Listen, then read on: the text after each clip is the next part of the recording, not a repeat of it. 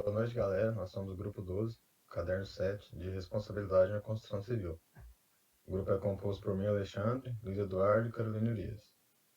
A gente vai estar introduzindo o capítulo 5 do caderno. Bom, vou começar. Primeiramente, o que é responsabilidade? Responsabilidade é a condição de você estar respondendo pelos seus atos ou alheios.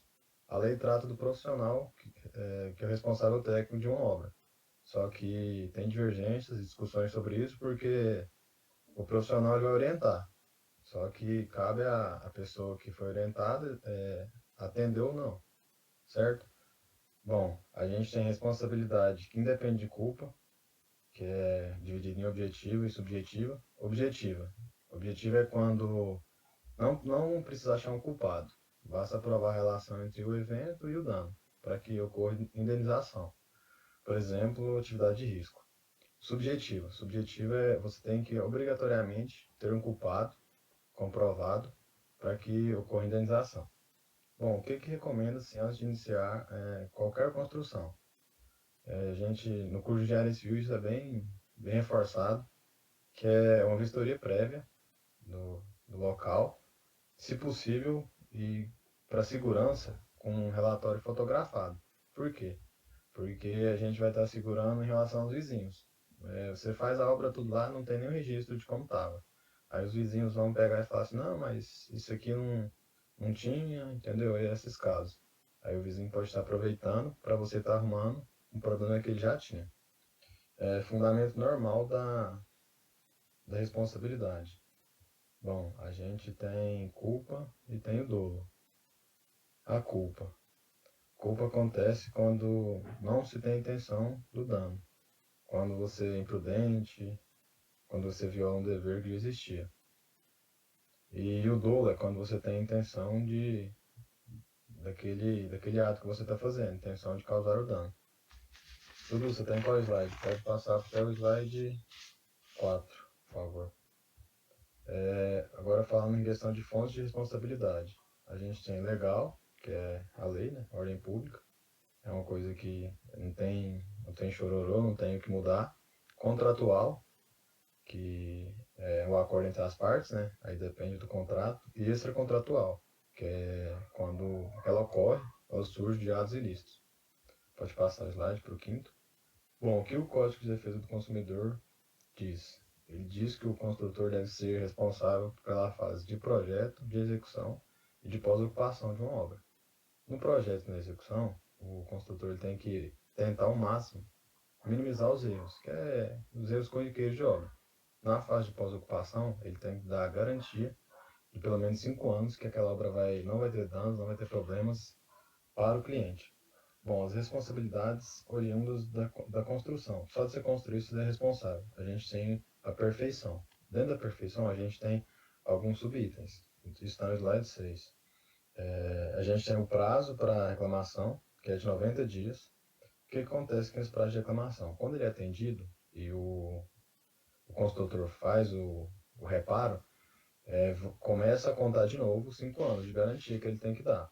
A gente tem defeito, né? Que defeito é qualquer dano que pode vir a acontecer, defeito de construção, algo do tipo. A gente tem as penalidades. Penalidades é detenção de 3 meses a 1 ano e multa. Agora a gente tem os vícios ocultos. Vícios ocultos. O que é esses vícios ocultos? Eles podem diminuir o valor do imóvel se fosse de conhecimento do cliente. E isso deve ser passado pelo construtor. O que é vício oculto? Por exemplo, um vazamento pequeno que o cara vai chegar lá para olhar, não vai enxergar.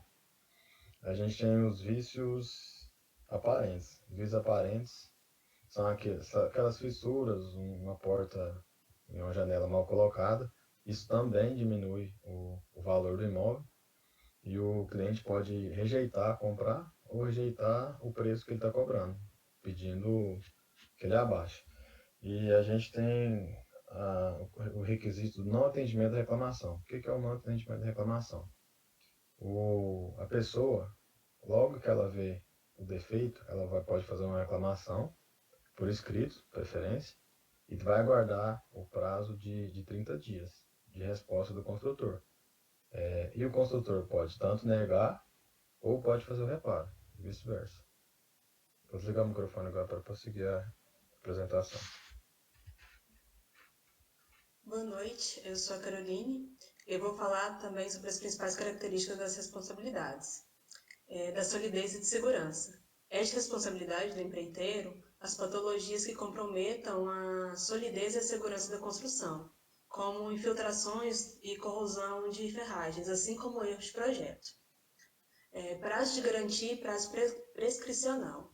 É a presunção legal pelos defeitos encontrados numa obra em até 5 anos do seu recebimento, sendo esse o prazo de garantia, e assume também a responsabilidade objetiva. Depois disso, o prazo passa a ser prescricional e a responsabilidade passa a ser subjetiva. Ou seja, em mais 5 anos, o comprador ainda tem o direito de mover uma ação contra o construtor, mas ainda terá que provar a culpa.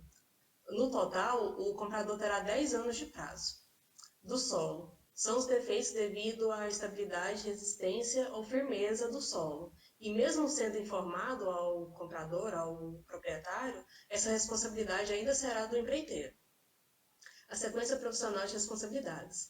Em temas de construção civil, há uma cadeia de responsabilidade, que se inicia do autor do projeto e se estende até o seu executor, englobando também os profissionais que executam alguma função no decorrer da obra. Pode mudar o slide. Dano aos vizinhos e terceiros. A atividade da construção, por muitas vezes, pode gerar danos de bens ou pessoas de terceiros. Nesse caso, não se dispensa a prova de conduta de culpa do construtor e do proprietário, para que responda pelo dano decorrente da construção. O conceito e responsabilidade de construtor e proprietário.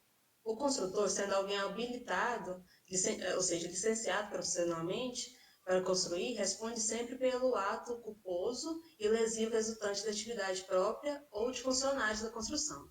Já o proprietário só será responsável caso tenha empreitado a sua obra uma pessoa inabilitada, ou seja, um engenheiro que não tenha o CREA, por exemplo. Ruína de construção, não exclusão de responsabilidade do proprietário. A responsabilidade de danos causados a vizinhos terceiros é exclusiva ao proprietário, quando é decorrente de ruína ou falta de reparo da obra, quando não há o cuidado da obra. Quando os danos são causados pelo ato do construtor ou seus prepostos, como a queda de um material, quando a pessoa está passando na rua, cai um pedaço de material da obra, a responsabilidade passa a ser do construtor desde que haja comprovação da culpa. Construção pela administração pública. Quando a construção é executada diretamente pela administração pública, a responsabilidade é da entidade que realiza, desde que tenha um nexo causal entre a obra e o dano, ou seja, desde que a pessoa comprove que tenha sido aquilo que causou o dano. Materiais de construção depositado. Quando o dano é causado pelo ato culposo do construtor particular, relacionado com a obra, como transporte, depósito de materiais ou instalação de canteiro de obra, a responsabilidade originalmente é do construtor e também pode ser em conjunto da administração. Pode mudar o slide. A característica ético-profissional. A construção, em geral, pode gerar responsabilidade ético-profissional para o autor do projeto, seus executores, fiscais ou consultores.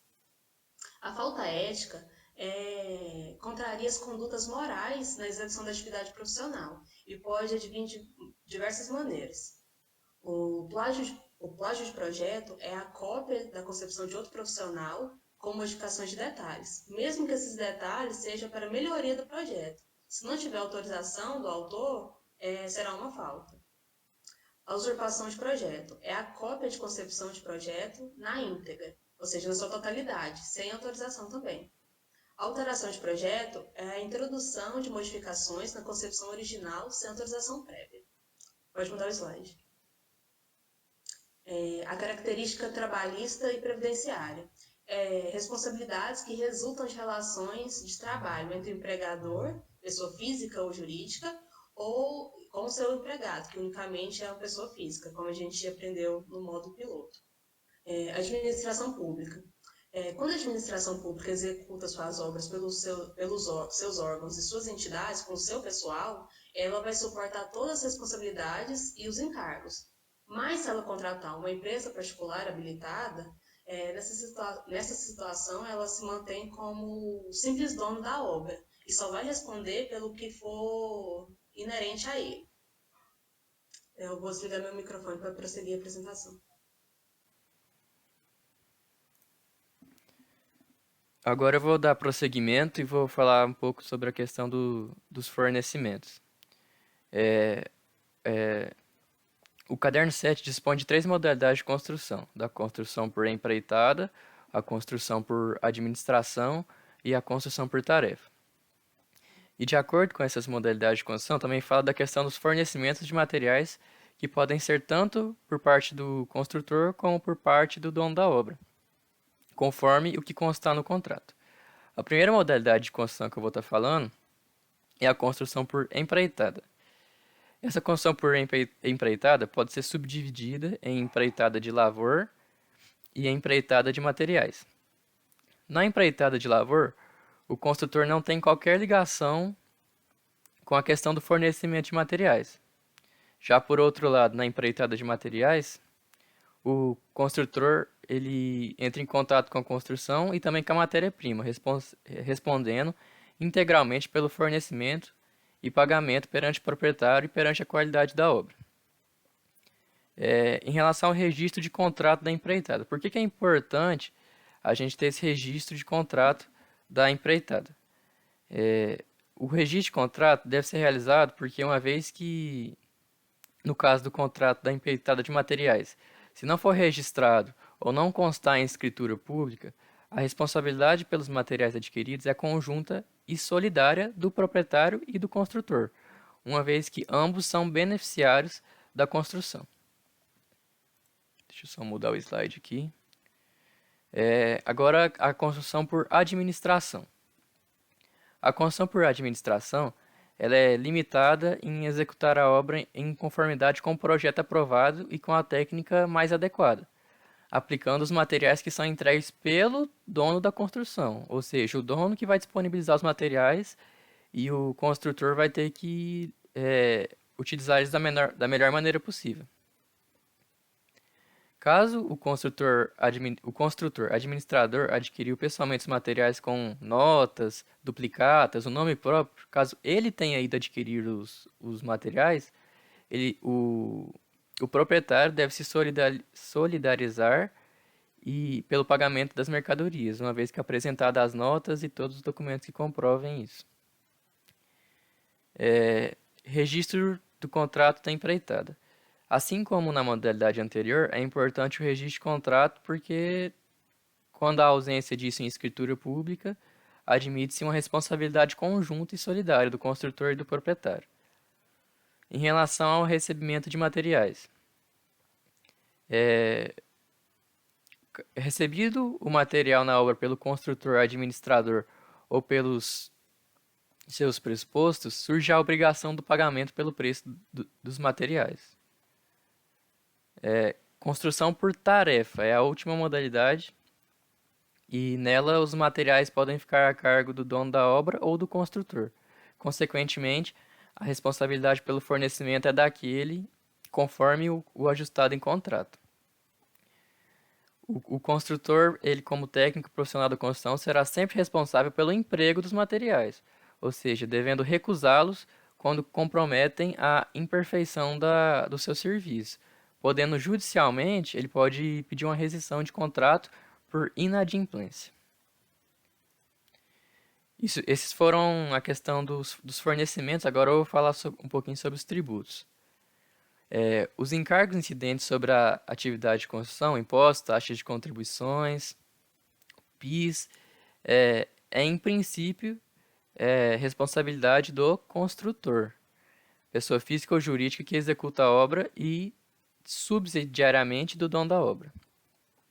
Além desses tributos, os profissionais e empresas de construção civil ficam sujeitos, como as outras demais empresas que estão no mercado, a todas as imposições fiscais e parafiscais incidentes sobre o estabelecimento. O material ou trabalho empregado na obra, independentemente de qualquer cláusula contratual, porque tais responsabilidades decorrem da lei, não do contrato. Esses foram a questão dos tributos e agora eu vou falar sobre a responsabilidade administrativa. Desde a apresentação do projeto até sua final execução, o construtor fica responsável perante as autoridades públicas competentes pela adequação da obra, às exigências sanitárias de segurança e até mesmo a sua estética e funcionalidade. Ou seja, desde o início, a concepção do projeto, desde a sua elaboração e aprovação, o construtor ele é responsável pela adequação da obra às exigências sanitárias, questão de estética e funcionalidade, pela administração da obra. Quanto ao autor do projeto, sua responsabilidade administrativa perante o poder público cessa com essa aprovação do seu trabalho.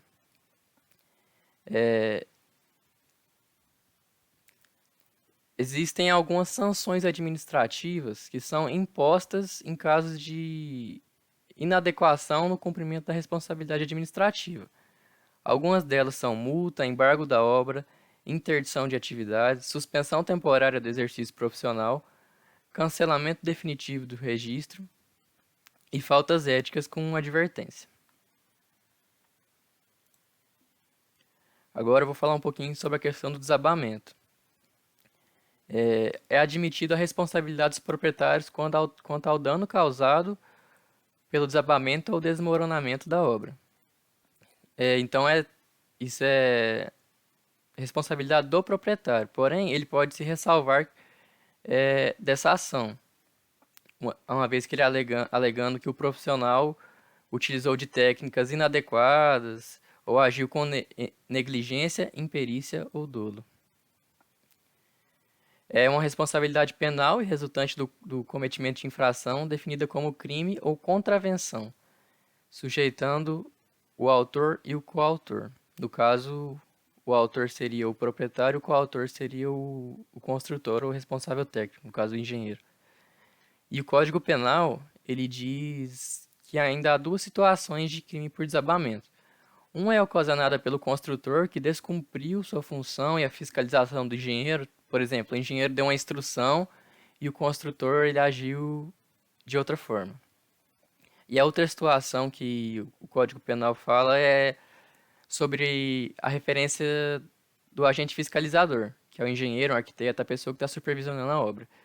Uma vez que o elemento causador desse desabamento, ele passou pela fiscalização do engenheiro e ele não propôs nenhuma medida de adequação. Em relação à atitude dolosa.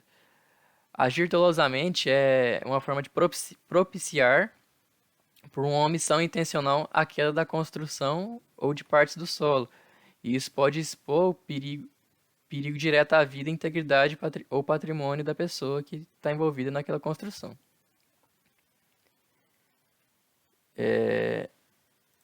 Agora eu vou falar um pouquinho sobre a implosão.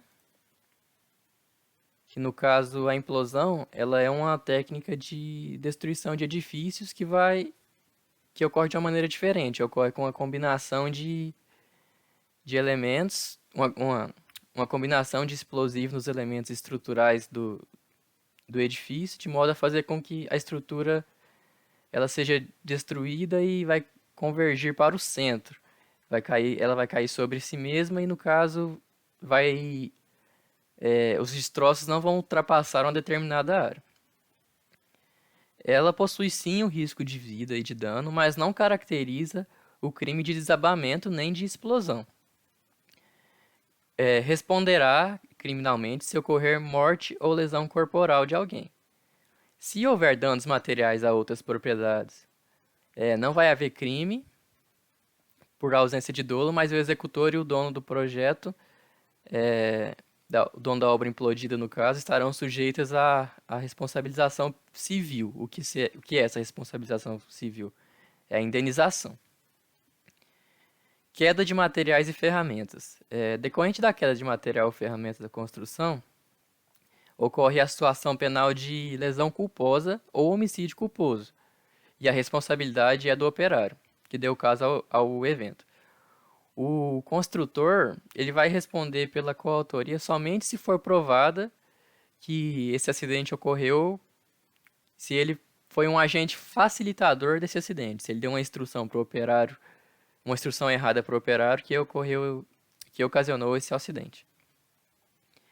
Questão do perigo eventual.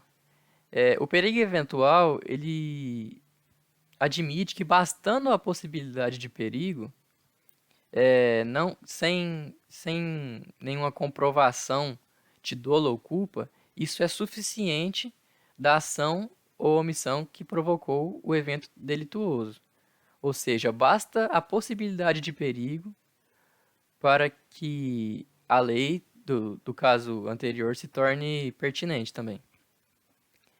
Em relação ao estado de ruína, conceitua-se a ruína da estrutura é quando se dá a ruptura de um de seus elementos ou quando eles se deformam além do que foi dimensionado, além do limite compatível estabelecido pela norma, no caso. E a mesma lei que define a contravenção de perigo de desabamento configurado pela omissão de provas, também se faz presente nessa questão do estado de ruína. Uma vez que está no estado de ruína, já se considera um perigo eventual, no caso, né? Ou seja, não há necessidade de comprovação de dolo ou culpa. Agora eu vou falar sobre a construção clandestina. Quem executa sem projeto regularmente aprovado ou dele se afasta na execução dos trabalhos está sujeito a uma sanção administrativa correspondente. Se decorrer de prejuízos patrimoniais, responderá o proprietário, mas o proprietário que vai responder, né? Mas o engenheiro, no caso, pode se solidarizar e assumir uma coautoria. São algumas sanções a respeito da construção clandestina estão presentes, que é a multa.